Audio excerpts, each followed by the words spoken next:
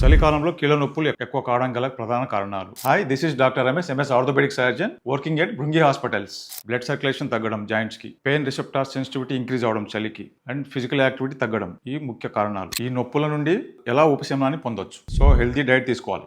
Omega 3 fatty acids తీసుకోవడము, and well nutritious food అంటే vitamin D3 containing food తీసుకోవడము, fortified vitamin D3 supplements కూడా దొరుకుతాయి, అవి తీసుకోవడము. అండ్ దాంతో పాటు ఆల్వేస్ ఎక్సర్సైజ్ కమ్స్ ఫస్ట్ అనమాట ట్రీట్మెంట్ కంటే. వింటర్ లో మనము బయటకు వెళ్ళడానికి మనకు అన్ఈజీనెస్ ఉంటుంది. సో మనం విండోర్ ఎక్సర్సైజ్ తీసుకోవచ్చు, like cycling, yoga or aerobics. These kind of exercise will help. దాంతో పాటు చలి నుండి కాపాడుకోవడం అంటే గ్లౌస్ వేసుకోవడము, నీ స్లీవ్స్ వేసుకోవడము, హీట్ ప్యాడ్స్ పెట్టుకోవడము, maintain a healthy wait. Obese ఉంటే వెయిట్ రిడక్షన్ చేసుకోవడము.